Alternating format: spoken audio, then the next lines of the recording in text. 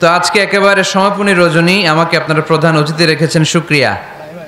তারপর প্রধান বক্তা হচ্ছেন বিশিষ্ট ইসলামী চিন্তাবিদ হযরত মাওলানা মোল্লা আব্দুর রহমান সাহেব, খতিব, আলফাডাঙ্গা থানা, জামে মসজিদ, ফরিদপুর। আমি শুনছিলাম চমৎকার আলোচনা করেছে, মাশাআল্লাহ। আল্লাহ ওনার ইলমে আরো তারাক্কি দান করুক, আমরা পড়ি আমিন। গতকাল আব্দুল্লাহ আলামিন ভাই এসেছিলেন। আলামিন ভাই চমৎকার আলোচনা করেন। যদি কেউ চেহারা না দেখে অডিও রেকর্ড শুনে তাহলে বুঝবে আল্লামা সাঈদী আলোচনা করছে, তাই না? কণ্ঠের মধ্যে ওই মধুটা পাওয়া যায়, ওই সুরটা পাওয়া যায়। আলামিন ভাই গত কয়েক মাস আগে মালয়েশিয়াতে এসেছিলেন, আমার সাথে দেখা হয়েছে। আমরা আলামিন ভাইয়ের জন্য দোয়া করি, আল্লাহ আমাদের প্রিয় আব্দুল্লাহ আলামিন ভাইয়ের ইলমে তুমি তারাক্কি দান করো, আরো বেশি বেশি কোরআনের কথাগুলো সুচারুরূপে মানুষের কাছে পৌঁছে দেওয়ার তৌফিক দান করো। কথা বলেছেন আজকে হাফেজ মাওলানা রকিবুল ইসলাম সাহেব, শিক্ষক, বোয়ালমারি আইডিয়াল ক্যাডেট মাদ্রাসা। তারপর আমাদের চুয়াডাঙ্গার কৃতি সন্তান মাহফুজ ভাই, হুসাইন আহমদ মাহফুজ ভাইও কথা বলেছিলেন। কথা আসলে বলার সুযোগ পায় নাই খুব একটা, ওই কালেকশনে চলে গেছে। কালেকশন কি মাদ্রাসার জন্য না? বাজরা শামসুল উলুম হাফিজিয়া মাদ্রাসা, এটা কোন দিকে? পাশেই। আলহামদুলিল্লাহ। আজকের প্রোগ্রামের সভাপতি হচ্ছেন advocate professor Syed answer Ali ভাই। অনেক দিন ধরে যোগাযোগ করে আজকের এই প্রোগ্রামের অ্যারেঞ্জ করেছে। আমরা প্রোগ্রামের পক্ষ থেকে আনসার আলী ভাইকে আন্তরিক শুভেচ্ছা জানাই। উপস্থিত আছে আপনাদের আলফাডাঙ্গা থানার সম্মানিত ওসি মহোদয়, আমার সাথেই ছিলেন, আমাকে নিয়ে আসছেন ওনার পুলিশ প্রোটোকল দিয়ে। আমরা ওসি মহোদয়কে এই প্রোগ্রামের পক্ষ থেকে আন্তরিক শুভেচ্ছা এবং মোবারকবাদ জানাচ্ছি। আইম্মাতুল মাসাজিদরা এসেছেন, বিভিন্ন মসজিদের ইমাম সাহেবেরা, খতিব সাহেবেরা, মুয়াজ্জিন সাহেবেরা, আলিয়া মাদ্রাসার শিক্ষক, কামি মাদ্রাসার সম্মানিত শিক্ষকবৃন্দ, সরকারি চাকরিজীবী, প্রাইভেট চাকরিজীবী, ব্যক্তিগত ব্যবসা করছেন এরকম অনেকে এসেছেন। অনেক ছাত্র ভাইরা এসেছে, অনেক ইয়াং ছেলেপেলেরা এসেছে, আলহামদুলিল্লাহ। আমি ইয়াংদেরকে খুব পছন্দ করি আর ইয়াংদেরকে অ্যাড্রেস করে কথা বলি। ইয়াংরা হচ্ছে আগামীর বাংলাদেশ, ঠিক কি না? তোমাদের অনেক দায়িত্ব, অনেক কিছু করতে হবে তোমাকে। তোমাদের দিকে তাকিয়ে আছে বাংলাদেশ, তুমিই বাংলাদেশ, তোমাকেই খুঁজছে বাংলাদেশ, ঠিক কি না? এজন্য নিজেকে প্রতিষ্ঠিত করার জন্য প্রতিযোগিতা করতে হবে। কি করতে হবে? প্রতিযোগিতাতে নামতে হবে, ভালো কাজের প্রতিযোগিতা। ইয়াংরা করবে কি কাজের প্রতিযোগিতা? তাআওয়ানু আলাল বিররি ওয়াত তাকওয়া ওয়ালা তাআওয়ানু আলাল ইসমি ওয়াল উদওয়ান। ভালো কাজের প্রতিযোগিতা করো, কল্যাণমূলক কাজের প্রতিযোগিতা করো। ফাস্তাবিকুল খায়রাত, জনকল্যাণমূলক কাজের প্রতিযোগিতা করতে আল্লাহ তাআলা আমাদেরকে আহ্বান করেছেন। কিন্তু আমরাও প্রতিযোগিতা করি, এগুলার না, দুনিয়া কামানোর প্রতিযোগিতা, ঠিক কি না? কে হবে মাসুদ রানা, ওইটার প্রতিযোগিতা আছে না নাই? ফরিদপুরে ঢুকে নাই বোধহয় এগুলা। কিছুদিন আগে শুনলাম যে প্রতিযোগিতায় নামতেছে ইয়াং ছেলেরা, কি হইতে চায়? হ্যাঁ, মাসুদ রানা। এরপরে বোনেরাও কম না, ওনারা নামে বিশ্ব সুন্দরীর প্রতিযোগিতায়। এরপর এখন ছোট ছোট বাচ্চারাও নেমে যায় খুদে গানরাস, আছে না নাই? না, ফাস্তাবিকুল খায়রাত, আমরা ভালো কাজের প্রতিযোগিতা করব। সো তোমাদের উপর পুরো বাংলাদেশ তাকিয়ে আছে। আমাদের অনেক পপুলেশন, হিউজ পপুলেশন। এই জনসংখ্যাকে যদি আমরা জনশক্তিতে রূপান্তরিত করতে পারি তাহলে আগামীর বাংলাদেশ হবে উজ্জ্বল বাংলাদেশ, ডিজিটাল বাংলাদেশ, ঠিক কিনা? আল্লাহ আমার এই 56,000 বর্গমাইলের বাংলাদেশকে তুমি কবুল করে নাও। সম্মানিত সুধী, আমি আর অতিরিক্ত কথা না বাড়িয়ে সরাসরি মহাবিশ্বের মহাবিশ্বয় মহাগ্রন্থ আল কোরআন আল কারীমের তাফসীরের দিকে চলে যাচ্ছি। আমি আপনাদের খেদমতে সূরাতু আল ইনশিরাহ থেকে তেলাওয়াত করেছি। এই সূরা থেকে কিছু কথা আজকের এই চমৎকার সন্ধ্যায়, চমৎকার রজনীতে আপনাদের সামনে পেশ করব। আমরা পড়ি ইনশাআল্লাহ। এখন আপনারা যেরকম চুপচাপ নিরিবিলি শেষ পর্যন্ত এরকম থাকবেন। আমার ঘড়িতে এখন বাজে 10টা বেজে 15 মিনিট। কটা পর্যন্ত থাকবেন? সারা রাত। আপনারা থাকেন, আমার একটু যাওয়ার ব্যবস্থা করে দিয়েন এদিক দিয়ে আমার এক্সিট করে দিলে হবে। তো আমরা খুব লম্বা চড়া কথা বলবো না। সূরাতু আল ইনশিরাহ, সূরাতু আল ইনশিরাহ কোরআনের কোন কোন নুসখায় এই সূরাটাকে বলা হয় সূরাতু আশ-শারহ, কোথাও আশ-শারহ, কোথাও আল ইনশিরাহ। ইনশিরাহ মানে প্রশস্ত করে দেয়া, এমনভাবে ইসলামের সত্যতাকে আল্লাহ তাআলা আপনার সামনে তুলে ধরবে, ইসলামের জন্য আপনার হৃদয়টা প্রশস্ত হয়ে যাবে। অথবা এই সূরার নাম সূরাতু আশ-শারহ। শারহ মানে কি, কে বলতে পারে দেখি? শারহ মানে কি? হ্যাঁ, ব্যাখ্যা, বিশ্লেষণ। শারহ মানে ব্যাখ্যা করা, বিশ্লেষণ করা। ইসলামটাকে আল্লাহ তাআলা বিশ্বনবীর কাছে এমনভাবে তুলে ধরেছেন, ইসলামটা বিশ্বনবীর হৃদয়ে একেবারে ক্রিস্টাল ক্লিয়ার হয়ে গিয়েছে, একেবারে ব্যাখ্যা হয়ে গিয়েছে। সুবহানাল্লাহ পড়েন। শারহ দেখবেন অনেক তাফসীরে শারহ আছে, হাদিসের শারহ আছে। যেমন উমদাতুল কারি আলা শারহিল বুখারী, বুখারীর শরহ। তারপর ফাতহুল মুনঈম আলা শারহি মুসলিম, তুহফাতুল আহওয়াজি আলা শারহি তিরমিজি। এই হাদিসের কিতাবগুলো শরা হয়, ব্যাখ্যা হয়। সো আল্লাহ তাআলা বিশ্বনবীর কাছে এমনভাবে ইসলামটাকে তুলে ধরেছেন, ইসলামটা বিশ্বনবীর কাছে ক্রিস্টাল ক্লিয়ার। তারাকতুকুম আলা মাহাজ্জাতিন বাইদা, জলজলে সূর্যের মতো ইসলামকে আমাদের কাছে রেখে গিয়েছেন বিশ্বনবী। চিল্লা এখন ঠিক কিনা? আজকে আমরা দেখব কিভাবে এই সূরার মাধ্যমে বিশ্বনবীর হৃদয়টাকে আল্লাহ তাআলা একেবারে পরিচ্ছন্ন করে দিলেন। তো সূরাতুল ইনশিরাহ এটি কোরআনের সূরার ধারাক্রম অনুসারে 94তম সূরা। কততম? আমি প্রশ্ন করলে একটু আওয়াজ করে উত্তর করা লাগবে, পারা যাবে? এই সূরাটা 94তম সূরা। এই সূরাটা মাক্কি সূরা। এই সূরার আয়াত সংখ্যা হচ্ছে 8। আমি প্রশ্ন করি, আপনারা উত্তর দেন। এই সূরাটা কততম সূরা? 94তম সূরা। এই সূরার আয়াত সংখ্যা 8। সূরাটি মাদানী সূরা। কি সূরা? মাক্কি সূরা। মনে থাকবে? এই সূরার ভেতরে আল্লাহ তাআলা বিশ্বনবী সাল্লাল্লাহু আলাইহি সাল্লামকে কনসোলেশন করেছেন, কন্ডোলেন্স করেছেন, সান্ত্বনা দিয়েছেন।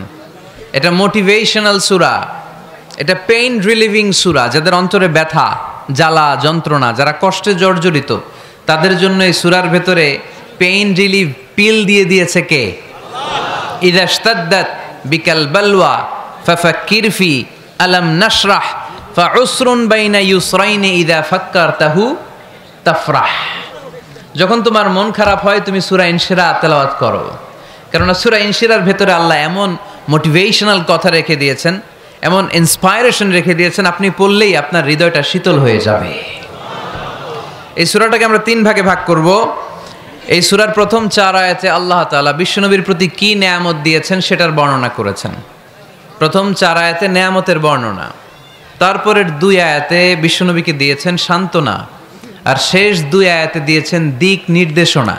খেয়াল করে শুনেন, প্রথম 4 আয়াতে তিনি দিয়েছেন নেয়ামতের বর্ণনা, পরের 2 আয়াতে তিনি দিয়েছেন আমার প্রিয় নবীকে সান্ত্বনা, আর শেষ 2 আয়াতে তিনি বিশ্বনবীকে দিয়েছেন নির্দেশনা।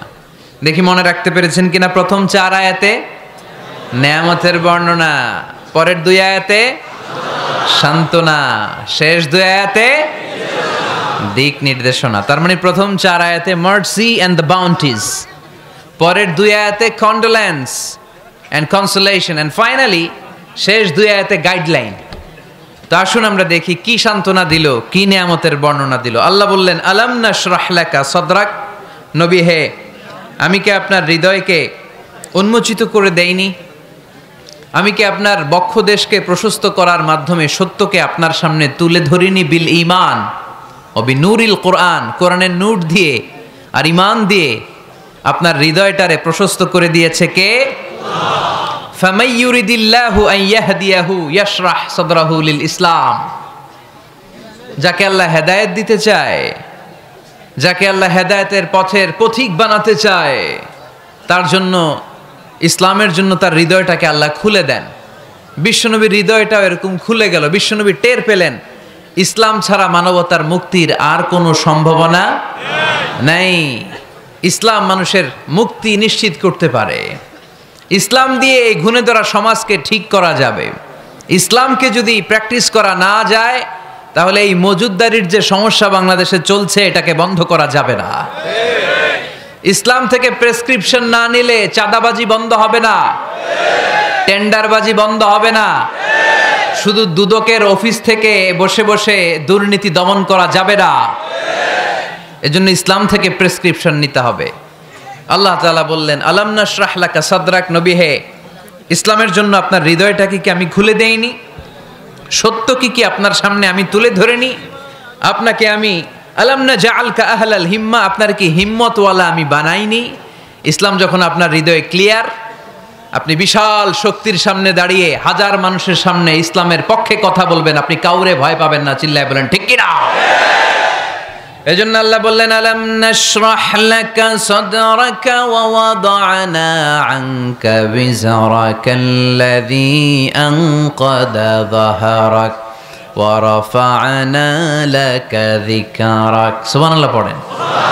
নবী, আপনার হৃদয়টাকে আমি ইসলামের জন্য প্রশস্ত করে দিয়েছি। আপনি একেবারে সুনিশ্চিতভাবে বুঝতে পেরেছেন, জানতে পেরেছেন যে মানব সমস্যার সমাধান আছে শুধু ইসলামের ভেতরে। কিসের ভেতরে? এজন্য আমাদেরকে ইসলাম মানতে হবে। কি মানতে হবে? ইসলাম মানবো কতক্ষণ দেহে প্রাণ থাকে? ইসলাম মানবো কোনখানে? সবখানে। উত্তর দেন, ইসলাম মানবো কতক্ষণ দেহে প্রাণ থাকে? ইসলাম মানবো কোনখানে? রাজি আছেন নাকি ভাগাভাগি করবেন? কিছু ইসলাম, কিছু মন মতো। মসজিদ, মাহফিল, মাদ্রাসা ইসলাম, আর গোটা দুনিয়াটা মন মতো। এরকম ভাগাভাগি করা যাবে না, খবরদার। ইসলাম মানবতার মুক্তির সোপান। বিশ্বনবী এটা নিশ্চিত হলেন। বিশ্বনবীর হৃদয়টারে উজালা করে দিল কে? আলাম নাশরাহ লাকা সাদরাক, হে নবী, আপনার হৃদয় কি আমি খুলে দেইনি? হৃদয় খুলে দেয়া মানে হৃদয়ের মধ্যে হিম্মত তৈরি করে দেয়া। সাইয়েদনা মূসা আলাইহিস সালাম এই দোয়াটা আল্লাহর কাছে করেছিলেন, রব্বি শরাহলি সাদরি ওয়া ইয়াসসিরলি আমরি, আল্লাহ আমার কাজ সহজ করেন, আমার হৃদয়টারে আপনি খুলে দেন। সাইয়েদনা মূসা আলাইহিস সালাম আল্লাহর কাছে চেয়েছেন আল্লাহ যেন হৃদয় খুলে দেয়, কিন্তু আমার নবী চাওয়ার আগেই আমার নবীর হৃদয়টারে খুলে দিয়েছে কে? আল্লাহ। আবার অনেক মুফাসসিরিনে ইকরাম বলেছেন এখানে শারহে সাদর দ্বারা শাক্কু সাদর উদ্দেশ্য, মানে সিনা চাক। আমার নবীর জীবনে পুরো জিন্দেগিতে 3 বার সিনা চাক হয়েছিল। কয়বার? 3 বার। সিনা চাক মানে বক্ষ বিদীর্ণ করা, ইংরেজিতে বলে ওপেন হার্ট সার্জারি। কি বলে? আপনাদের এই এলাকায় কারো হয় নাই? শুনছেন না এটা? ওপেন হার্ট সার্জারি, গলা থেকে নাভি পর্যন্ত একেবারে কেটে ফেলে। বিশ্বনবীকে এবার 3 বার এভাবে ওপেন হার্ট সার্জারি করা হয়েছে। একবার যখন বিষ্ণু ঈসা ইসলাম বনু সাদ গোত্রে ছিল তখন, দ্বিতীয়বার যখন কোরআন নাজিল হবে তার আগ দিয়ে তখন, 3 নম্বরে বিষ্ণু ঈসা ইসলামকে যখন ঊর্ধ্ব জগতের অনেক দামি দামি জিনিস দেখানো হবে ওই মেরাজ রজনীর সময়টাতে, তখন কোন সুবহানাল্লাহ। বিশ্বনবী বললেন, আমি উম্মে হানির ঘরে শুয়েছিলাম, আমাকে ছাদ 2 ভাগ করে ছাদের উপর দিয়ে নিয়ে হাতিমে কাবাতে শুইয়ে দেয়া হলো, গলা থেকে নাভি পর্যন্ত ছিঁড়ে ফেলা হলো, আমার হৃদয়টাকে বের করে জমজমের পানি দিয়ে ক্লিন করা হলো। আমার হৃদয়ে জ্ঞান, আমার হৃদয়ে ঈমান আর প্রজ্ঞা দিয়ে পরিপূর্ণ করা হলো। অনেক মুফাসসিরিনে ইকরাম বলেছেন, আলাম নাশরাহ লাকা সাদরাক মানে হচ্ছে, হে নবী, আমি কি আপনার বক্ষ বিদীর্ণ করি নাই? কেউ কেউ বলেছেন এটা দ্বারা উদ্দেশ্য হচ্ছে বিশ্বনবীর বক্ষ বিদীর্ণ করার মধ্য দিয়ে বিশ্বনবীকে আল্লাহ তাআলা ব্রড মাইন্ডেড বানিয়েছেন। সুবহানাল্লাহ পড়েন। বিশ্বনবী কি ন্যারো মাইন্ডেড ছিলেন? কি ছিলেন? জোরে বলেন, আরো জোরে। ব্রড মাইন্ডেড, উদার, আকাশের মতো বিশাল, সাগরের মতো বিশাল, পাহাড়ের মতো সুউচ্চ ছিল বিশ্বনবীর হৃদয়। ঠিক কিনা? শুধু মুমিনদের জন্যই বিশ্বনবীর হৃদয়ে মায়া ছিল না, কাফেরদের জন্য মায়া ছিল। সুবহানাল্লাহ পড়েন। রাহমাতাল লিল আলামিন, আমার নবী কি ছিল? সবাই বলেন, ওমা আরসালনাকা ইল্লা রাহমাতাল লিল আলামিন। I have sent you as a mercy for the entire universe. নবী হে, আমি আপনাকে গোটা বিশ্বের সবার জন্য রহমত করে প্রেরণ করেছি। রাহমাতাল লিল আলামিন, আল্লাহ এখানে চাইলে বলতে পারতেন রাহমাতাল লিল মুসলিমিন, নবী আপনি শুধু মুসলিমদের জন্য রহমত, এটা বলছে? নবী আপনি শুধু মুত্তাকিদের জন্য রহমত, বলছে? চাইলে বলতে পারতেন নবী আপনি শুধু রাহমাতাল লিল মুসল্লিন, যারা মসজিদে যায় মুসল্লি নামাজ পড়ে তাদের জন্য রহমত, বলেছে? কি বলছে? রাহমাতাল লিল আলামিন, I have sent you as a mercy for the entire universe, গোটা বিশ্বের জন্য আপনি রহমত। সুবহানাল্লাহ পড়েন। সবার জন্য রহমত, সবার জন্য হৃদয় দিল দরিয়া। এজন্য তিনি ছিলেন ব্রড মাইন্ডেড। কখনো মানুষের ক্ষতি করতে চাইতেন না।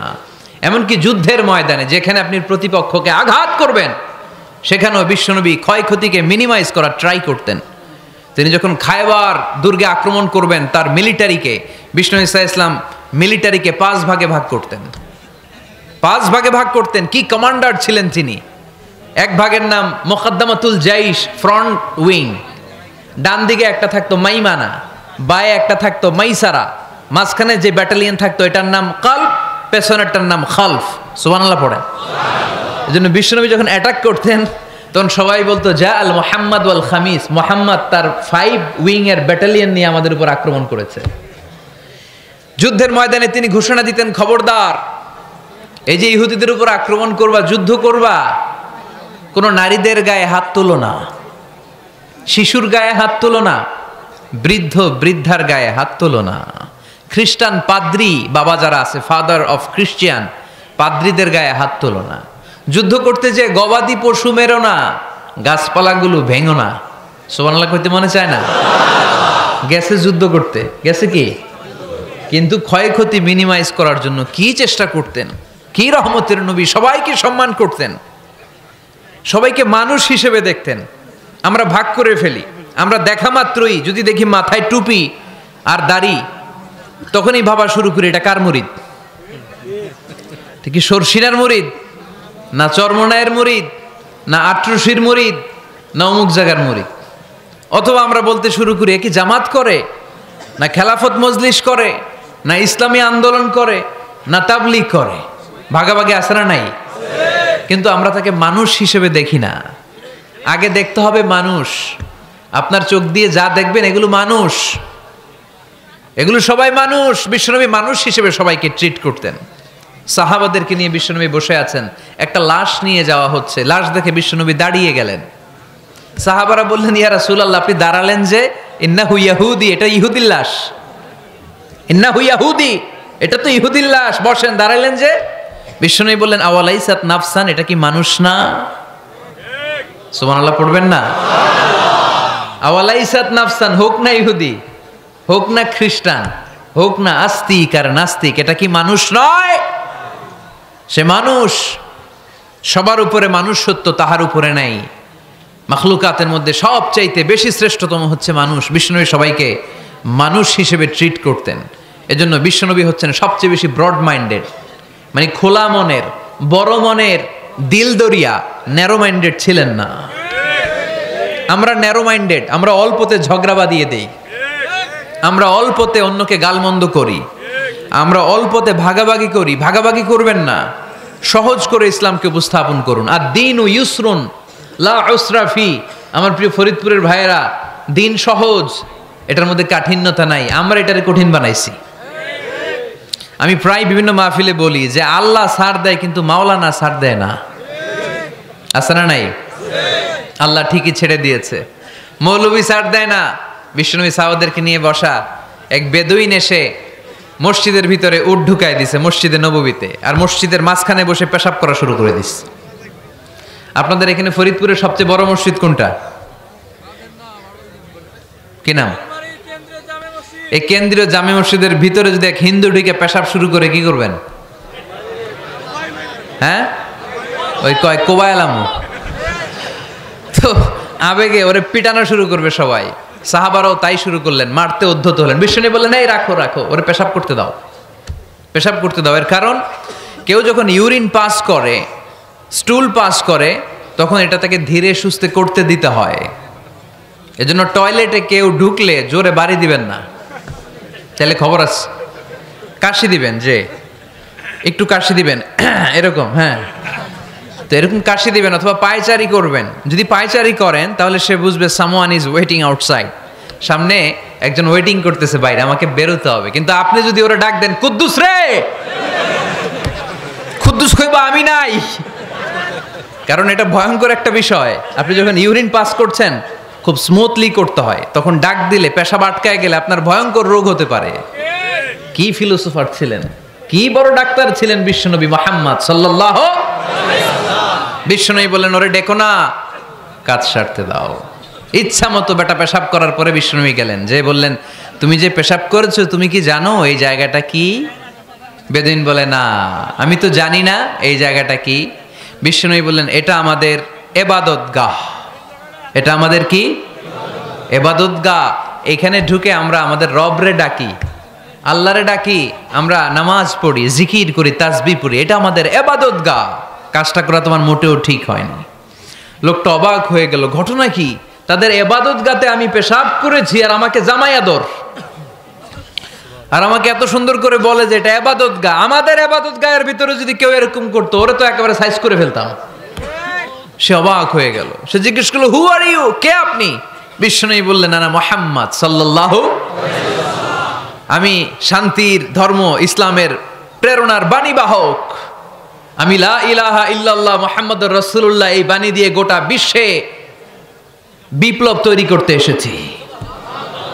বেদুইন বলল, আমাকেও আপনার বিপ্লবে শরীক করে নেন। ইসলাম মারামারি কাটাকাটিতে আসে নাই। আপনার ব্রড মাইন্ডেড অ্যাটিটিউড দেখে হিন্দু ভাইরা কালিমা পড়ে মুসলমান হয়ে যাবে। এজন্য আল্লাহ বললেন, আলাম নাশরাহ লাকা সাদরাকা ওয়া ওয়াদা'না আনকা বিজরাক আল্লাযী আনকাদা যাহরাক ওয়া রাফা'না লাকা যিকরাক। সুবহানাল্লাহ পড়েন। আলাম নাশরাহ লাকা সাদরাক, নবী হে, আমি কি আপনারে ব্রড মাইন্ডেড বানিয়ে দেই নাই? এটা আপনার জীবনে বড় নেয়ামত।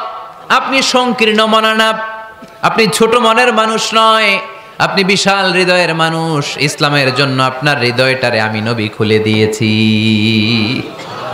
এ হলো বিশ্বনবীর উপর প্রথম নেয়ামত। 2 নম্বরে আল্লাহ বললেন, ওয়া ওয়াদা'না আনকা বিজরাকাল্লাযী আনকাদা যাহরাক। নবী হে, আমি আপনার পিঠ থেকে বিশাল বোঝাটা নামিয়ে দিয়েছি। সুবহানাল্লাহ পড়েন। কি নামিয়ে দিয়েছি? বোঝা। উত্তর করতে হবে, রেসপন্স। এটা তাফসির মাহফিল, এটা হচ্ছে ক্লাসের মতো, যে কথা বলে শিক্ষক আর আমরা সবাই ছাত্র, ঠিক কি না? বোঝা নামিয়েছি নবী। কি নামিয়েছি? তাফসিরে 2টা এসেছে। ভিজরুন মানে বোঝা, ভিজরুল যাম পাপের বোঝা, আর একটা হচ্ছে ভিজরুল গাম চিন্তার বোঝা। বিশ্বনবীর কোনো পাপ নাই, বিশ্বনবীর সব কিছুকে মাফ করে দিয়েছে কে? আল্লাহ। লিয়াগফির লাকাল্লাহু মা তাকদ্দামা মিন যামবিকা মা তাআখার। নবী আপনার আগেরও গুনাহ নাই, আপনার পরেরও গুনাহ নাই। আপনি নবী মাসুম, আপনার গুনাহ নাই, আপনি নিষ্পাপ। নবীদের গুনাহ হয় না। আহলুস সুন্নাহ ওয়াল জামাআতের আকীদা হচ্ছে নবীরা মাসুম, নবীদের জীবনে কোনো গুনাহ হয় না। চিৎকার করে বলেন ঠিক কি না? ও নবী, ওয়া ওয়াদা'না আনকা বিজরাক, আপনার এই বোঝা আমি নামিয়ে দিয়েছি। বিশ্বনবী ভাবতেন 40 বছর বয়সে আমি নবী হলাম, তার আগে যা করলাম আল্লাহ এটা কি করবে? আল্লাহ বলে, নবী আপনার আগের গুনাহ, পরের গুনাহ, গুনাহ বলতে কিছুই নাই, সবই মাফ, সব মাফ। তারপরেও আমার নবী বলতেন, আল্লাহে লা আস্তাগফিরুল্লাহ ওয়া আতুবু ফিল ইয়াউম আকসার মিন 70 মাররা। আমি এমন নবী যার কোনো গুনাহই নাই, আগের গুনাহও নাই, পরের গুনাহও নাই, তারপরেও আমি নবী প্রতিদিন 70 বারেরও বেশি তওবা আর ইস্তেগফার পড়ি। আমাদের জন্য শিক্ষা। তাহলে আল্লাহ বললেন, ওয়া ওয়াদা'না আনকা বিজরাক, পাপের বোঝা আমি নামিয়ে দিলাম। বিশ্বনবীর কোনো পাপ নাই, পাপ মুক্ত। তাফসিরে 2 নম্বরে এসেছে বিজরুল গাম, চিন্তার বোঝা। বিশ্বনবী সব সময় আমাদেরকে নিয়ে চিন্তা করতেন। কাকে নিয়ে চিন্তা? কথা বলেন। আমাদেরও চিন্তা আছে না নাই? কিসের চিন্তা? হ্যাঁ, টাকার চিন্তা। ফরিদপুরের ভাইদের টাকার চিন্তা। আর কিসের চিন্তা আপনাদের? হ্যাঁ, উম্মতের চিন্তা। মাশাআল্লাহ, এই ভাই উম্মতকে নিয়ে ভাবে। আপনাদের আর কার কি নিয়ে চিন্তা বলেন? পেটের চিন্তা। এদিকে পাওয়া গেছে পেটের চিন্তা, এদিকে বউয়ের চিন্তা, কবরের চিন্তা। আর কিসের চিন্তা? আখিরাতের চিন্তা। তো আমাদেরও চিন্তা আছে, বিশ্বনবীরও চিন্তা ছিল। 2 চিন্তা কি এক? বিশ্বনবীর কাঁধে তো পুরা উম্মার জিম্মাদারি। কিয়ামত পর্যন্ত যারা পৃথিবীতে আসবে সবার জন্য বিশ্বনবী কাঁদতেন। এই আওয়াজ করে কে? এদিকে কি হয়েছে? ওরে বসায় দেন।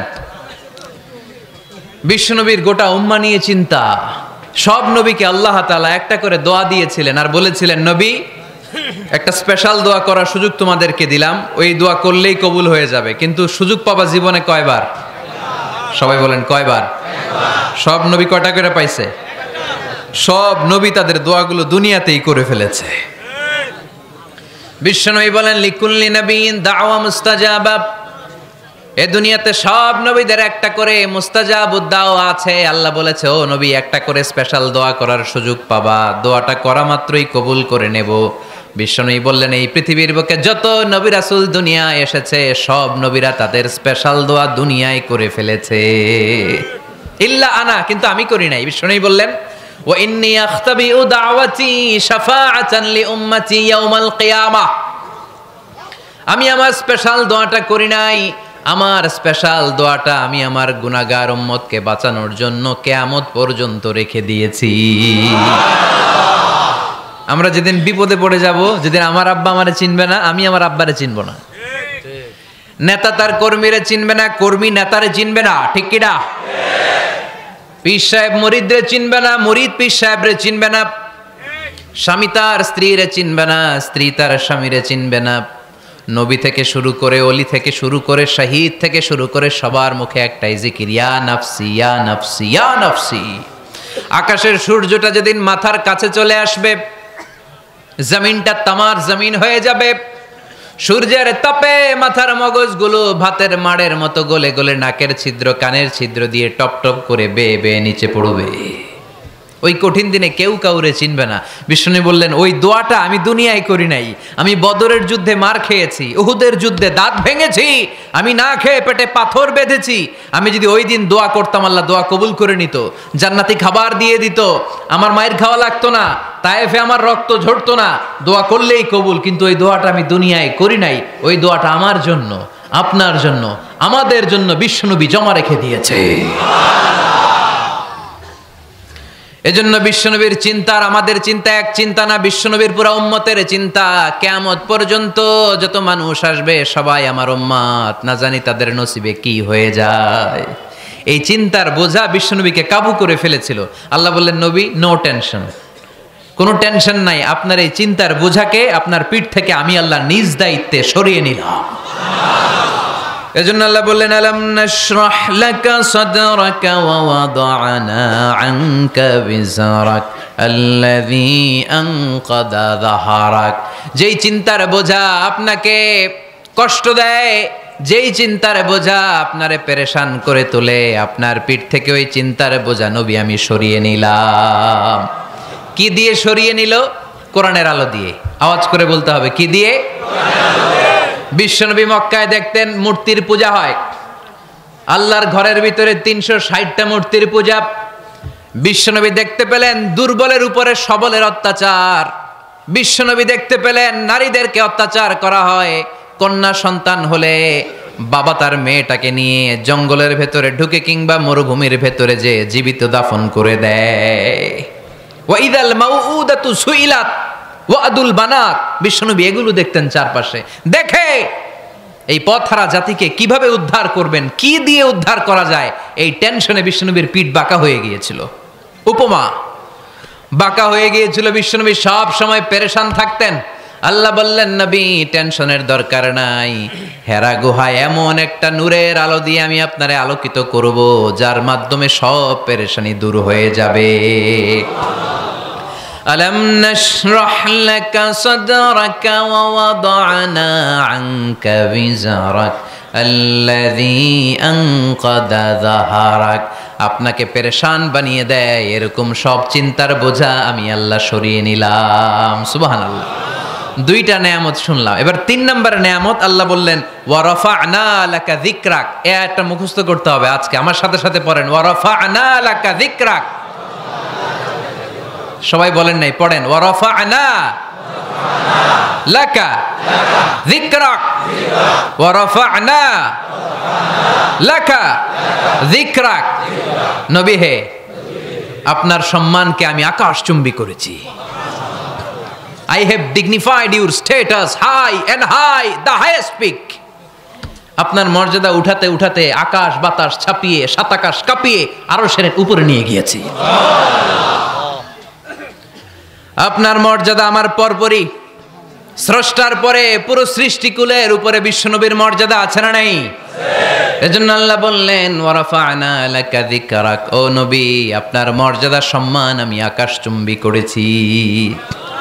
আপনার সুনাম সুখ্যাতি মান মর্যাদা আমি গোটা বিশ্বে ছড়াইয়া দেব। এ আয়াত যখন নাজিল হলো কাফেররা হাসতে শুরু করলো।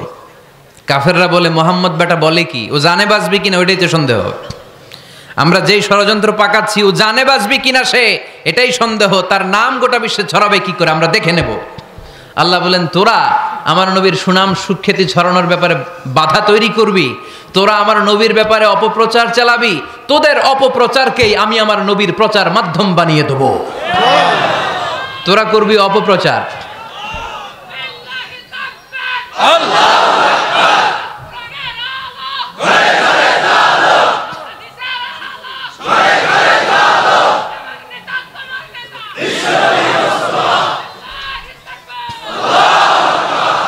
তোদের অপপ্রচারকে আমি আমার নবীর জন্য প্রচার মাধ্যম বানিয়ে দেব।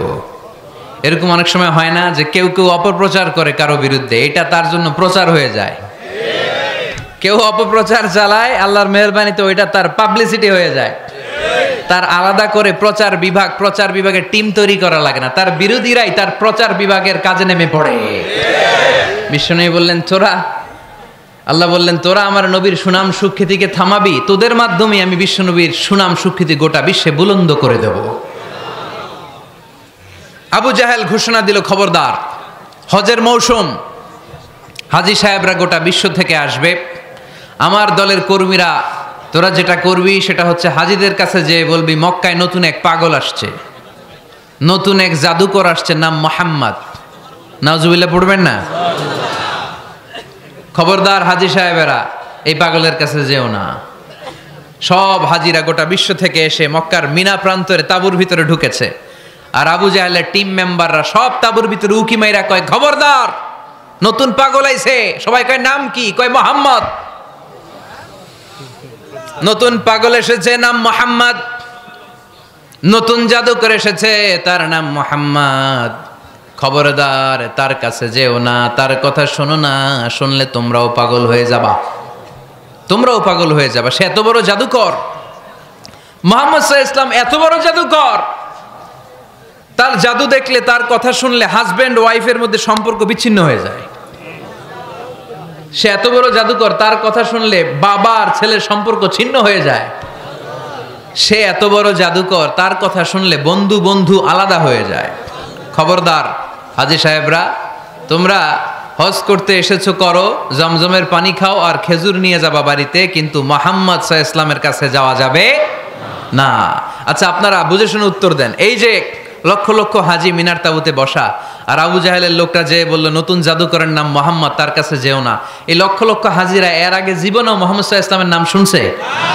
তার মানে মুহাম্মদ সাল্লাল্লাহু আলাইহি ওয়াসাল্লামের নাম তাদের কানে পৌঁছে দেওয়ার দায়িত্ব আবু জাহেল নিজেই নিয়ে নিয়েছে। চিল্লায় এখন ঠিক কি না? অপপ্রচার প্রচার হয়ে গিয়েছে।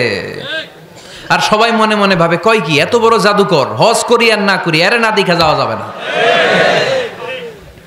হজ তাড়াতাড়ি কোন রকম সাইরা এই জাদুকরের কাছে আগে যাব, দেখি কেমন জাদু দেখায়, দেখি কত বড় ম্যাজিশিয়ান, দেখি তো কত বড় পাগলের। কারণ আল ইনসানু হারিসুন আলা মা মুনিআ, মানুষকে যেটা নিষেধ করা হয় বেশি মানুষ এটা করতে চায়। যদি বলি ওদিকে যাবি না, ওর বাপের কিরা ওদিকে যাবে, ও ঠিক কিনা? এটা আমাদের স্বভাব, আমাদের খাসলা, আমাদের বৈশিষ্ট্য, যেটা আমাদেরকে নিষেধ করা হয় বেশি ওটা করতে মন চায়। সব হাজিরা মনে মনে ভাবলো আমরা যাব যাব, তোরা যতই বলিস না কেন যাব যাব, হজের পরে অবশ্যই যাব। দেখা গেল হজের পরে বিশ্বনবী মুহাম্মদুর রাসূলুল্লাহ সাল্লাল্লাহু আলাইহি ওয়াসাল্লামের বাড়ির সামনে বিশাল বড় গ্যাদারিং শুরু হয়েছে। সবাই লাইন ধরে দেখা করতে গেছে। দেখা করতে যে বিশ্বনবীর চেহারা দেখে প্রথম নজরে সব পাগল। চাঁদের চেয়ে সুন্দর তুমি নবী আমার কামলিওয়ালা, চাঁদের চেয়ে সুন্দর তুমি নবী আমার কামলিওয়ালা, দু জাহানের বাদশাহ তুমি প্যারা নবী সাল্লে আলা, দু জাহানের বাদশাহ তুমি প্যারা নবী সাল্লে আলা, চাঁদের চেয়ে সুন্দর তুমি নবী আমার কমলিওয়ালা। সুবহানাল্লাহ পড়েন। এত সুন্দর চেহারা, বিষ্ণু ঈসা ইসলামের চেহারার মতো এরকম চেহারার মানুষ পৃথিবীতে আছে? দ্বিতীয়টা, অনেকে বলে সাইয়েদনা ইউসুফ আলাইহিস সালামের চেহারা নাকি বেশি সুন্দর। সুন্দর ঠিক, কিন্তু আমার নবীর চাইতে বেশি নয়। বিষ্ণু বলতেন আনা মালিহুন ওয়া আখি ইউসুফু সাবিহুন, আমার ভাই ইউসুফ হচ্ছে সাবিহ, সাবিহ মানে সাদা সুন্দর ধবধবে, আর আমি হচ্ছে মালিহ, মালিহ মানে এসেছে মিলহন থেকে, মিলহন মানে লবণ, মানে লাবণ্যময় সুন্দর। আমার ভাই ইউসুফ নবী সাদা সুন্দর, আমি লাবণ্যময় সুন্দর। কোনটার দাম বেশি? লাবণ্যময় সুন্দরের দাম বেশি। সাইয়েদনা ইউসুফ আলাইহিস সালামের চেহারা দেখে মিশরের মেয়েরা লেবু কাটতে যে বা কমলা কাটতে যে আনার কাটতে কমলা কাটতে যে আঙ্গুল কেটে ফেলেছিল। কোরআন তার সাক্ষী। ওয়া কাত্তা'না আইদিয়াহুন।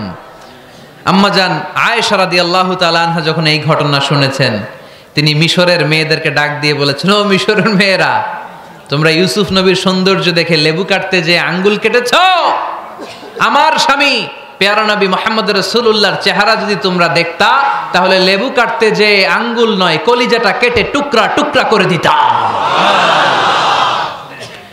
আবার আম্মা জান আয়েশা বলতো, লাকুম শামসুন ওয়া লানা শামসুন, তোমাদের জন্য একটা সূর্য আছে, কিন্তু আমি আয়েশার জন্য আলাদা একটা সূর্য আছে। তোমাদের সূর্যটা প্রতিদিন সকালবেলা পূর্ব আকাশে উদিত হয়ে গোটা দুনিয়াটারে আলোকিত করে দেয়, আর আমার সূর্যটার নাম হলো মুহাম্মদ সাল্লাল্লাহু আলাইহি ওয়াসাল্লাম। মসজিদে নববীতে এশার নামাজের পরে আমার সূর্যটা আমার ঘরে উদিত হয়। তোমাদের সূর্য সকালবেলা পূর্ব আকাশে উঠে গোটা দুনিয়াটারে আলোকিত করে, আমার সূর্য মুহাম্মদ এশার নামাজের পরে আমার ঘরের ভেতরে যখন উকি দেয়, আমার পুরো ঘরটারে আলোকিত করে দেয় কে? এত সুন্দর চেহারা ছিল, ওনার চেহারার নূর দিয়ে হারানো সুই খুঁজে পেয়েছে বিশ্বনবীর স্ত্রীরা। চিল্লায় কোন আল্লাহু আকবার। বিশ্বনবীর চেহারার সৌন্দর্যের সাথে কারো সৌন্দর্যের কোনো মিল হবে? No comparison with our beloved prophet Muhammad sallallahu alayhi wasallam. Whether it's the fitness, whether it's the appearance, whether it's the status, no comparison with our prophet. এটা ফিটনেসের দিক থেকে হোক, এটা চেহারার সৌন্দর্যের দিক থেকে হোক, এটা কণ্ঠস্বরের ঝংকারের দিক থেকে হোক, সম্মান আর মর্যাদার দিক থেকে হোক, আমার নবীর সম্মানের ধারে কাছেও সম্মান পৃথিবীর কারো হতে পারে না। চিল্লায় বলেন ঠিক কিনা? এজন্য আল্লাহ বললেন, ওয়া রাফা'না লাকা যিকরাক, নবী আপনার সম্মান বাড়াতে বাড়াতে আমি আকাশচুম্বী করেছি। লোকজন সব যে বিশ্বনবীর দরবারে লাইন ধরেছে, হাজিরা সব বিশ্বনবীর কাছে যে চেহারা দেখেই কুপকাত, বাকি জিনিস তো পরে। অনেকে আছে না, চেহারা দেখলেই মানুষ পাগল হয়ে যায়, আছে না নাই? চেহারা দেখেই পাগল, চেহারা দেখেই পাগল। তারপর তারা মিলাতে লাগলো। মিনার তাবুতে আবু জাহেলের কর্মীরা ঘোষণা দিয়েছিল, এলাকায় মোহাম্মদ নামে পাগল এসেছে। তারা মিলায়ে দেখে না, এই মহামানব কোনোদিন পাগল হতে পারে না, কারণ পাগলের চুলগুলো থাকে উস্কো খুস্কো, ঠিক কিনা? আমার নবী সাল্লাল্লাহু আলাইহি ওয়াসাল্লামের চুল উস্কো খুস্কো ছিল? কত সুন্দর চুল আঁচড়ে রাখতেন, জাইতুনের তেল দিতেন, আতর ঢেলে মাথার শীতের মধ্যে ঢেলে দিতেন, কপাল বেয়ে বেয়ে পড়তো, আর যেখানে সেজদা দিতেন সেজদার জায়গায় আতরের ঘ্রাণে আমোদ হয়ে যেত। হাতের তালুতে পারফিউম মাখতেন, আর মানুষের সাথে মুসাফা করলে যার সাথে মুসাফা তার হাতের সাথে নবীর ব্যবহৃত পারফিউমের ঘ্রাণ ছুটে যেত। এত পরিচ্ছন্ন ছিলেন।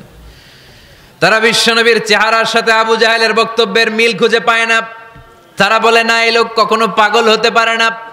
পাগলের চুল থাকে উস্কো খুস্কো, জামা থাকে ছিঁড়া ফাড়া, গায়ের মধ্যে থাকে ময়লা, পাগল কখনো দাঁত মাজে না। কিন্তু বিশ্বনবীর মুচকি হাসির ফাঁক দিয়ে দাঁতের দিকে তাকালে মানুষগুলো সব পাগল হয়ে যায়। স্মাইল দিতেন বিশ্বনবী, স্মাইল, মুচকি হাসি, তাবাসসুম। বিশ্বনবীর মুচকি হাসি দেখলে মানুষ পাগল হয়ে যেত, পাগল পাড়া হয়ে যেত। তারা বলে, না না, এই মহামানব তো কখনো পাগল হতে পারে না। আবার মিলাতে লাগলো। আবু জাহেলের কর্মীরা বলেছিল এটা নাকি বড় জাদুকর, কিন্তু তারা বলে, না না, এই অসাধারণ লোকটা জাদুকরও হতে পারে না, সে তো কোনো মন্ত্র পড়ে না। জাদু করার জন্য মন্ত্র পড়ার দরকার আছে না নাই?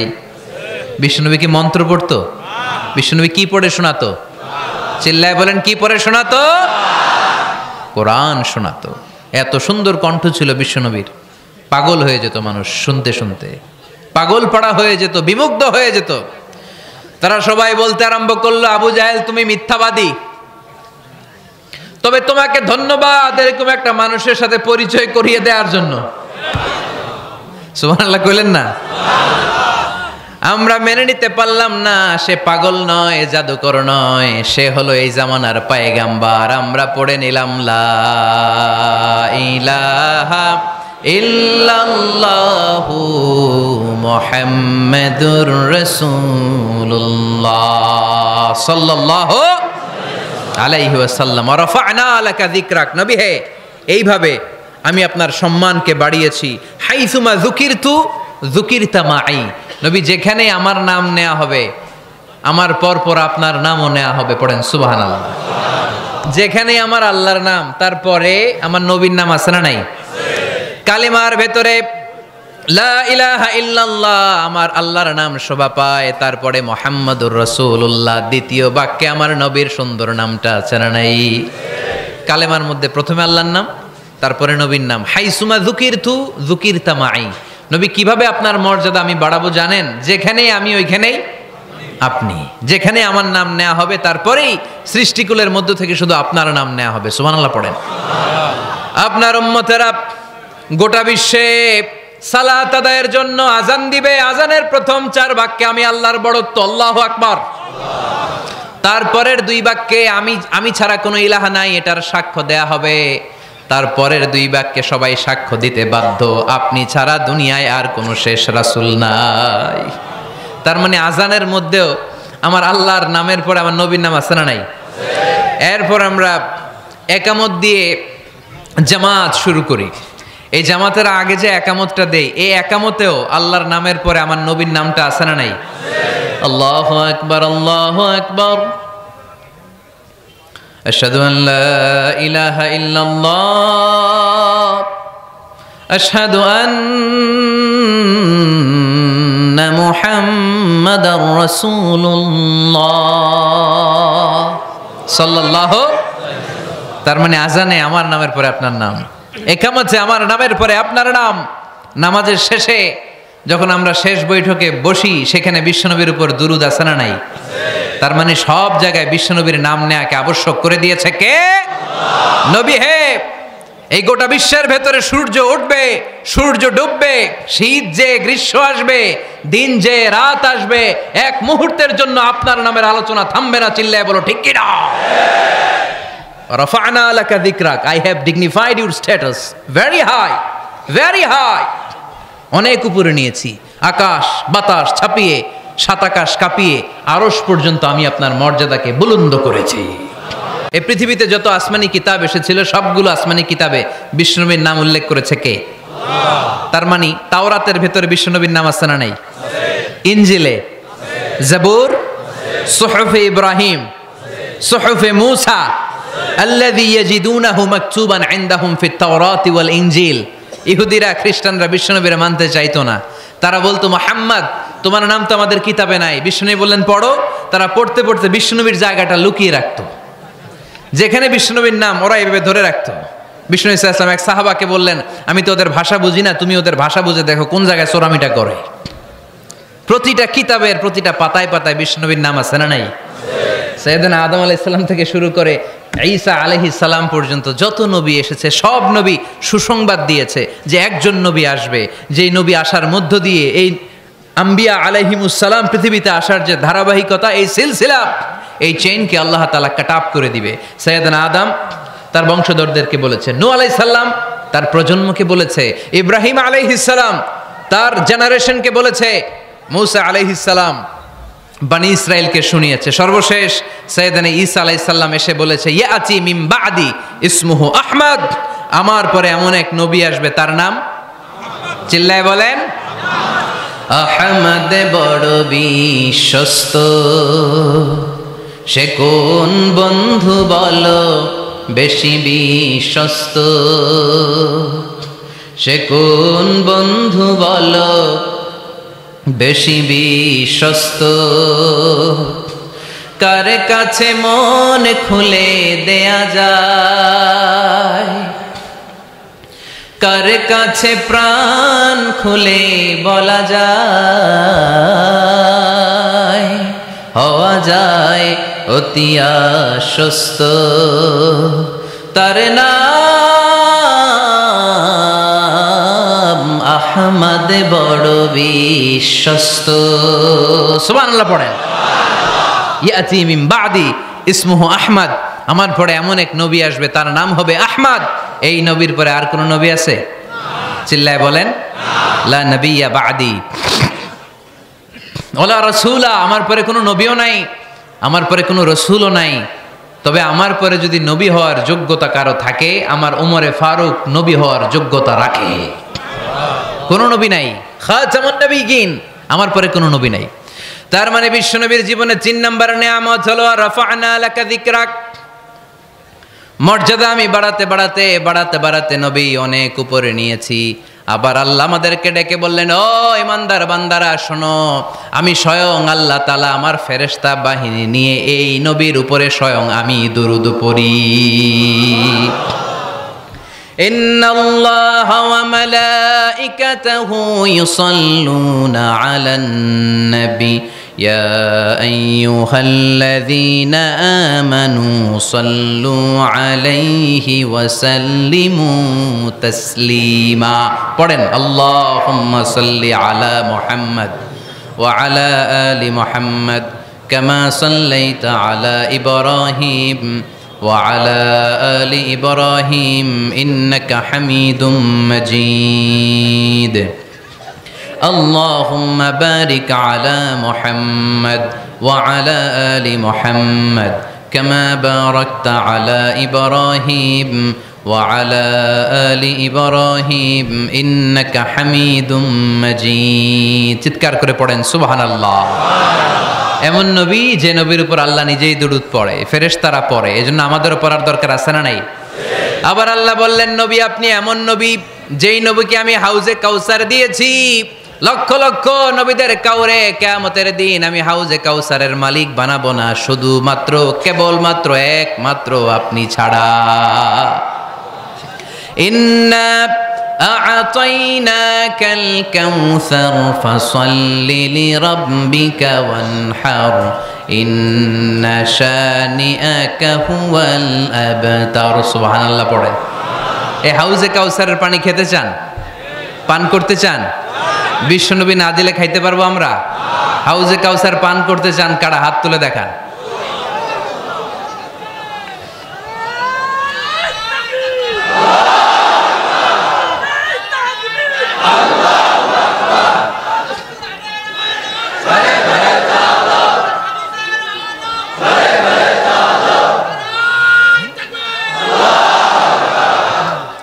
মিনাল আসাল, হাউজে কাউসারের পানি মধুর চেয়েও মিষ্টি।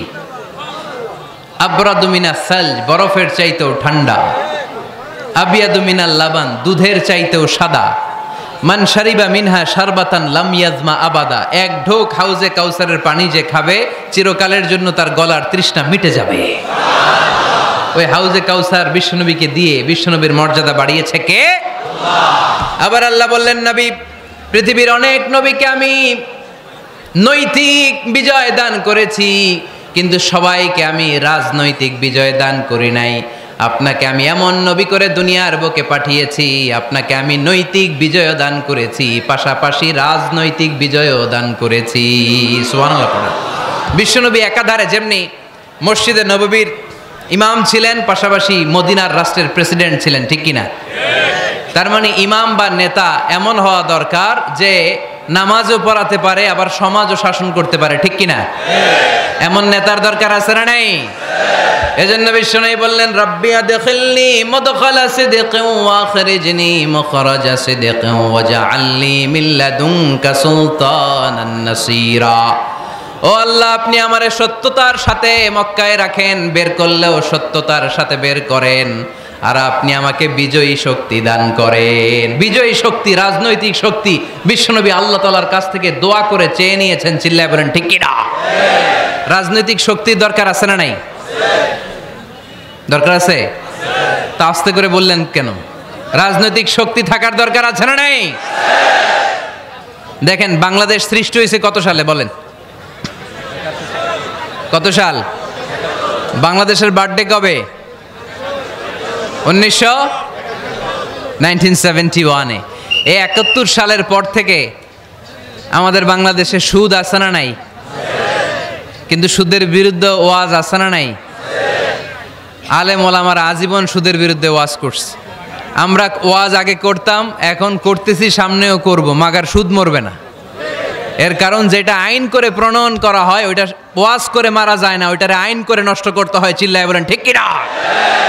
আমি সারা জীবন সুদের বিরুদ্ধে ওয়াজ করলে সুদ যাবে না, কিন্তু দেশনেত্রী মাননীয় প্রধানমন্ত্রী যদি কালকে ঘোষণা দেয় বাংলাদেশের কোনো ব্যাংকে ব্যাংকিং ফিনান্সিয়াল ট্রানজ্যাকশনে কোনো সুদ চলবে না, তার পরের দিন থেকে বাংলাদেশে কোনো সুদ থাকবে না। চিল্লায় বলেন ঠিক কিনা? এজন্য সাইয়েদনা ওমর ফারুক বলতেন, ইন্নাল্লাহা লা ইয়াযাউ বিল কুরআন মা ইয়াযাউ বিস সুলতান। আল্লাহ মাঝে মাঝে ক্ষমতার মাধ্যমে এমন কিছু করে যেটা আল্লাহ কোরআনের মাধ্যমেও করে না। চিল্লায় বলেন ঠিক কিনা? কালকে যদি ঘোষণা হয়ে যায় 5 ওয়াক্ত নামাজ যদি না পড়া হয় 5 বেত। কয় বেত? চেয়ারম্যান না পড়লে চেয়ারম্যানের পিছনে 5 বেত, এমপি না পড়লে এমপির পিছনে 5 বেত। কথা বলেন? মাননীয় প্রধানমন্ত্রী যদি এটা ঘোষণা দিয়ে দেয় যে কালকে থেকে নামাজ না পড়লে 5 বেত, এটা সবার জন্য এই আইন। একটা বেনামাজি খুঁজে পাওয়া যাবে? সব কই দৌড়াবে? মসজিদে। অজু থাকলেও দৌড়, না থাকলেও দৌড়। কারণ মায়ের উপরে কোনো ওষুধ আছে?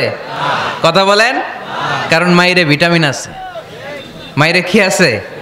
এজন্য ইন্নাল্লাহা লা ইয়াযাউ বিল কুরআন মা ইয়াযাউ বিস সুলতান। মাঝে মাঝে আল্লাহ ক্ষমতা দিয়ে এমন কিছু করে যেটা মাঝে মাঝে আল্লাহ কোরআন দিয়েও করে না। এজন্য অনেক নবীকে নৈতিক বিজয় দান করলো। বিশ্ব নবীকে শুধু নৈতিক বিজয় নয়, পাশাপাশি রাজনৈতিক বিজয়ও দান করেছে কে? তিনটা নিয়ামতের ঘোষণা দিয়ে আল্লাহ বললেন, আলাম নাশরাহ লাকা সাদরাকা ওয়া ওয়াদা'না আনকা বিজরাক আল্লাযী আনকাযা যাহরাক ওয়া রাফা'না লাকা যিকরাক। পড়েন সুবহানাল্লাহ। নবী হে, আপনার মর্যাদা আমি অনেক বাড়িয়েছি। আপনার কথা শুধু মুসলমানেরাই বলে না, হিন্দুরাও বলে। আছে না নাই?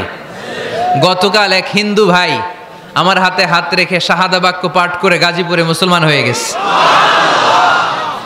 বিশ্বনবীর কথাগুলো যখন তারা শোনে তারা নিজেদেরকে ধরে রাখতে পারে না। আপনারা মহাত্মা গান্ধীর নাম শুনেছেন?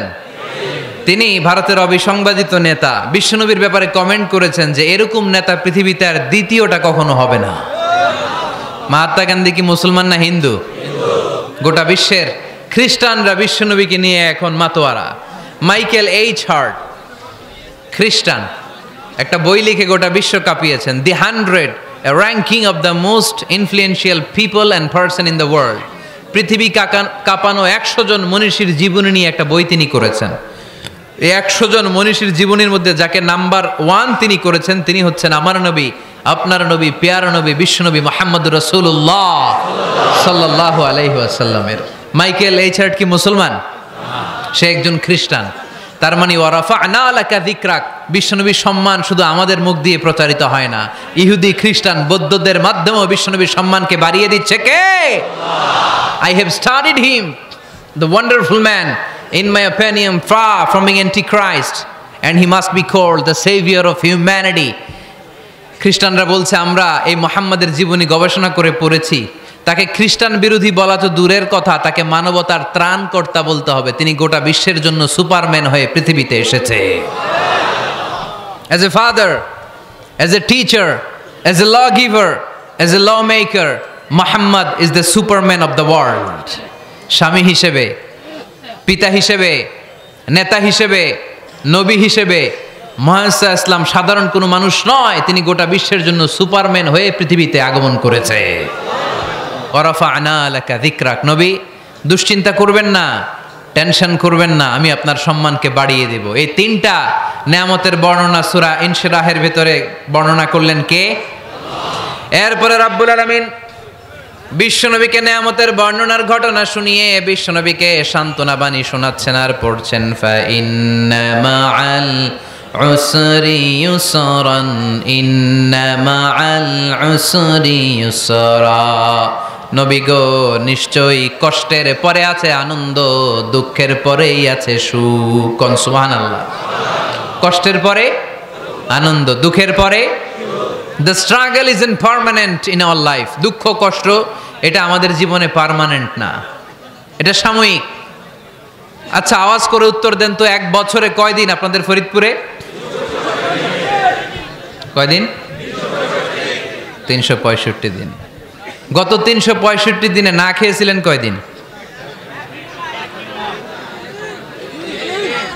20 দিন, 30 দিন।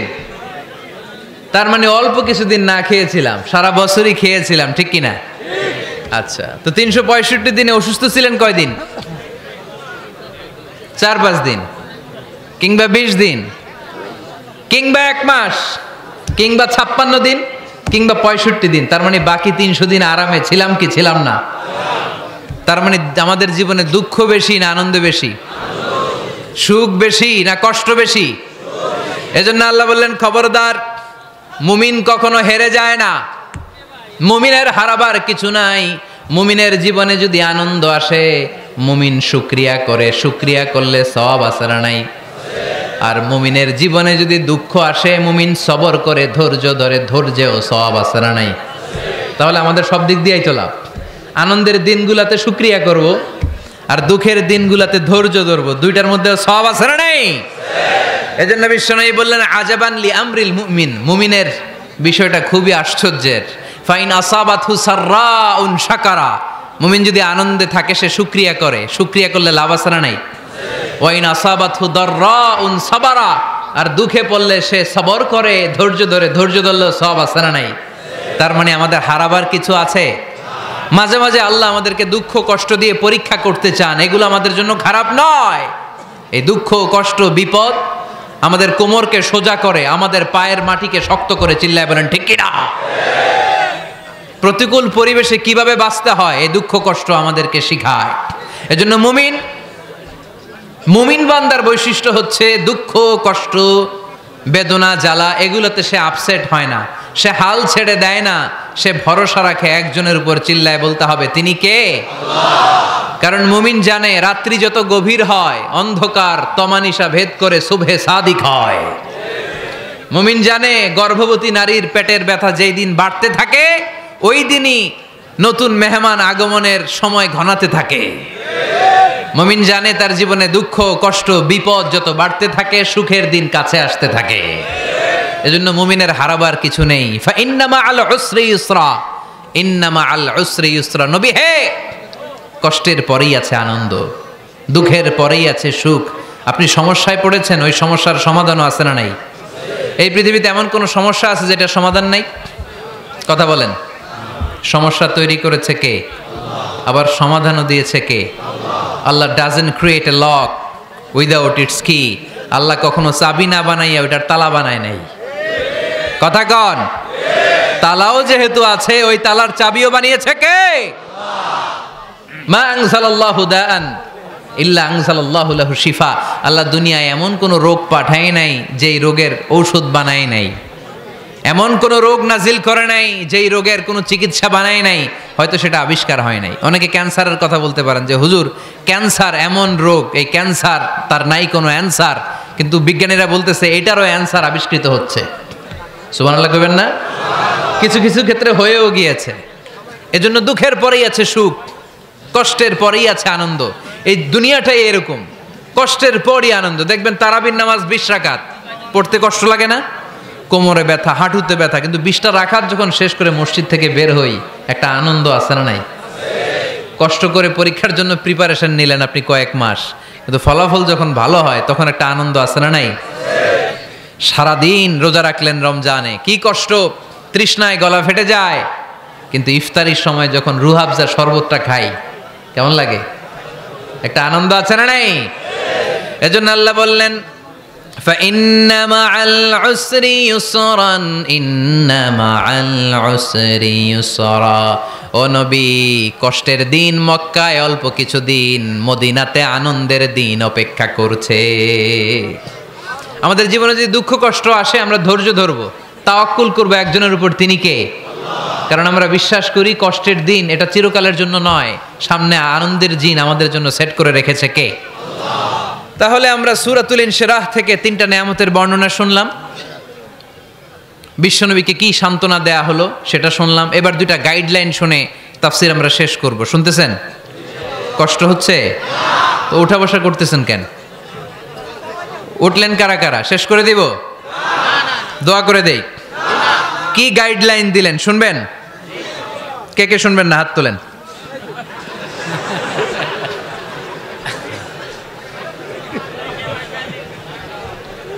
কষ্ট হইতেছে? গরম লাগতেছে না? আমিও ঘামতেছি আপনাদের সাথে সাথে। অনেক গ্যাদারিং হয়ে গেছে। আসেন আল্লাহর নামে 3টা তাকবীর দেই, তারপর কোন 2টা গাইডলাইন তিনি বিশ্বনবীকে দিলেন ওই নির্দেশনা বাণীটুকু শুনে আজকে আমরা বিদায় নেব। আওয়াজ করে পড়তে হবে লিল্লাহে তাকবীর, লিল্লাহে তাকবীর, লিল্লাহে তাকবীর। গাইডলাইন নাম্বার 1, ফাইদা ফারাগতা ফানসাব। নবী আপনি যখন অবসর হন আপনি ইবাদতে মশগুল হন। ফানসাব ফিল ইবাদা, তাফসীর ইবনে কাসিরে এসেছে আপনি ইবাদতে মশগুল হন যখন আপনি অবসর পান। অবসর আল্লাহর দেয়া বড় নেয়ামত, এটা বিশ্বাস করেন? অবসর কিন্তু নেয়ামত। আমরা অনেকেই অবসর সময়কে কাজে লাগাই না, কিন্তু অবসর চলে যাওয়ার পরে যখন ব্যস্ত হয়ে পড়ি তখন বলি হায় রে অবসরটা যদি কাজে লাগাইতাম। পরীক্ষার পরে 3 মাস ছুটি ছিল, এই 3 মাস অবসরে যদি পড়তাম তাইলেই তো আজকে ভার্সিটিতে চান্স পেয়ে যেতাম, ঠিক কি না? এজন্য বিশ্বনবীর আল্লাহ বললেন নবী ফাইদা ফারাগতা ফানসাব ওয়া ইলা রাব্বিকা ফারগাব। মাদানী জীবনে, মাক্কি জীবনে, দাওয়াতি কার্যক্রমের পরে, রাষ্ট্রীয় কার্যক্রমের পরে যখনই আপনি অবসর পাবেন তখনই আপনি ইবাদত করেন, তখনই বেশি বেশি আল্লাহর কাছে দোয়া করেন। দোয়াটা খুব শক্তিশালী, কিন্তু আমরা অনেকে জানি না কি করে দোয়া করতে হয়। সিনসিয়ার দোয়া ইজ লাইক এ মিসাইল। আপনারা প্রায় পত্রিকায় শুনবেন আমেরিকা অমুক দেশে মিসাইল হামলা করেছে, শুনছেন? মিসাইল হামলা এমন হামলা কত সেন্টিমিটার বেগে যে কোন জায়গায় অ্যাটাক করবে, যেখানে মারার কথা ওখানে পড়বে। ঠিক দোয়াটা হচ্ছে মিসাইলের মতো। আপনি যদি দোয়ার মতো দোয়া করতে জানেন ওই দোয়াটাও জায়গা মতো যে ভেদ করবে। চিল্লা এখন ঠিক কিনা? কিন্তু আমরা দোয়া করতে জানি না, কি করে দোয়া করতে হয় এটা জানি না। বিশ্বনবীকে আল্লাহ বললেন নবী ফাইদা ফারাগতা ফানসাব, যখন আপনি অবসর হবেন তখন আপনি দোয়া করেন, আল্লাহর কাছে চান। বেশি বেশি চাইলে খুশি হয় কে? তার মানে প্রথম ঘোষণা হলো ফাইদা ফারাগতা ফানসাব। প্রথম নির্দেশনা হলো নবী যখনই আপনি অবসর পাবেন ইবাদত করবেন এবং দোয়া করবেন, বেশি বেশি আল্লাহর কাছে চাইবেন। 2 নাম্বার দিক নির্দেশনা হলো ওয়া ইলা রাব্বিকা ফারগাব, সব সময় আপনি আপনার আল্লাহর দিকে মনোনিবেশ করবেন। বিপদে পড়লে ডাকবো কারে? আমাদের অসুস্থতাকে সুস্থতায় পরিণত করে দিতে পারে কে? চাকরির জন্য পাগল পারা, চাকরি নাই, চাকরির ব্যবস্থা করে দিতে পারে কে? বিদেশে যেতে মনে চায়, পাসপোর্ট দিয়ে রেখেছি, ভিসা নাই, ভিসা লাগাই দিতে পারে কে? কিন্তু আমরা দুঃখ কষ্ট বেদনা কিছু একটা হইলেই সবার আগে আল্লাহরে শেয়ার করার আগে ফেসবুকে শেয়ার মেরে দেই। আছে না নাই? আপনাদের ফেসবুক অ্যাকাউন্ট আছে নাকি? কার কার আছে দেখি?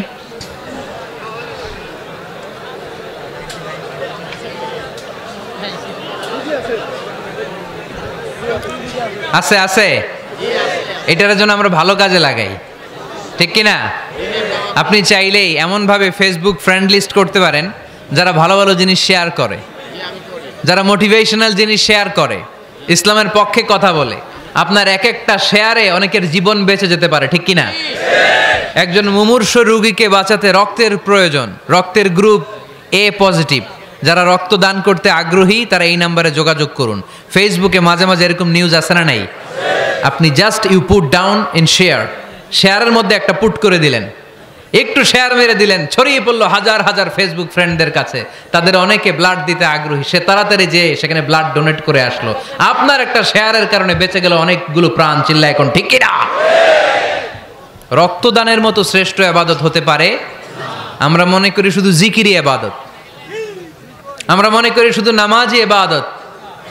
রক্তদান, এক ব্যাগ রক্ত থেকে অনেক মানুষকে বাঁচানো যায়। এর মধ্যে আছে হিমোগ্লোবিন, এর মধ্যে আছে প্লাটিলেট, আছে প্লাজমা। রক্তে একটা উপাদান আছে প্লাজমা, নাম শুনছেন? আগুনে পোড়া রোগীকে বাঁচাতে এই প্লাজমা লাগে। হসপিটালের বার্ন ইউনিটে যেয়ে দেখবেন মানুষ কিভাবে চিল্লায়। নুসরাত নামে একটা মেয়ে মারা গেল না, এক বদমাইশের কবলে পড়ে মারা গেল না? তাকে আগুন জ্বালিয়ে দেয়া হয়েছিল তার গায়ে, তার প্লাজমাগুলো জ্বলে গিয়েছিল। আগুনে পোড়া রোগীর যে কি কষ্ট, একটু দেখার জন্য হসপিটালের বার্ন ইউনিটে যাবেন, দেখবেন যে কি কষ্টে আছে তারা। এই প্লাজমাগুলোকে অনেক সেন্টিগ্রেড তাপমাত্রা নামিয়ে ঠান্ডা করে দেহে পুশ করা হয়। আপনার এক ব্যাগ রক্ত থেকে প্লাজমা আলাদা করা হবে, প্লেটলেটস আলাদা করা হবে, হিমোগ্লোবিন আলাদা করা হবে, শ্বেতকণিকা, লোহিত কণিকা আলাদা করে অনেকগুলো মানুষ বেঁচে যাবে। এজন্য ফেসবুক থাকাটা দোষের কিছু না, তবে ভালো কাজে আমরা ব্যবহার করব, ঠিক কিনা? আপনার ফেসবুক শেয়ারিং আপনার জান্নাতি বানাতে পারে, আর আপনার ফেসবুক শেয়ারিং আপনার জাহান্নামের লাকড়ি বানাতে পারে। চিল্লায় বলেন ঠিক কিনা? So the decision is yours. সিদ্ধান্ত আপনাকে নিতে হবে, আপনি কিভাবে করবেন। যে কোনো বিপদে ওয়া ইলা রাব্বিকা ফারগাব, কোনো দিকে মনোনিবেশ না করে কার দিকে মনোনিবেশ করব? যে কোনো বিপদ আপদ ফেসবুকে শেয়ার করার আগে শেয়ার করব কার কাছে? আমাদের যার যা লাগে আল্লাহ সবও যদি দিয়ে দেয়, আল্লাহর ধনভাণ্ডারের 1 ইঞ্চিও কমবে? হাদিসে কুদসিতে আল্লাহ বললেন, লাউ আন্না আউওয়ালাকুম ওয়া আখিরাকুম ওয়া ইনসাকুম ওয়া জিন্নাকুম, পৃথিবীর সব জিন, পৃথিবীর সব মানুষ বিশাল মরুভূমিতে দাঁড়িয়ে যদি আমার কাছে চাইতে শুরু করে, আল্লাহ এটা দাও, ওটা দাও, ওটা দাও, আমি আল্লাহ তোমাদের সব চাহিদাও যদি মিটিয়ে দেই, আমি আল্লাহর ধনভাণ্ডারের 1 ইঞ্চিও কমবে না। এজন্য চাইবো কার কাছে? বিপদে আপদে ভরসা করব কার কাছে? আর অবসরগুলোকে কাজে লাগানোর দরকার আছে না নাই? স্বাবলম্বী হওয়ার চেষ্টা করার দরকার আছে না নাই? ফা ইন্নামা আল উসরি ইউসরা, ইন্নামা আল উসরি ইউসরা। নবী হে, কষ্টের পরেই আছে সুখ, দুঃখের পরেই আছে আনন্দ। সব সময় মানুষের সময় একরকম কাটে না। এজন্য আমরা তাওয়াক্কুল করতে চাই একজনের উপর, তিনি কে? আল্লাহ আমাদের সবাইকে কথাগুলো বোঝার ও আমল করার তৌফিক দান করুক। আমরা পড়ি আমিন। Rose TV 24. Enjoy by listening to the Holy Quran.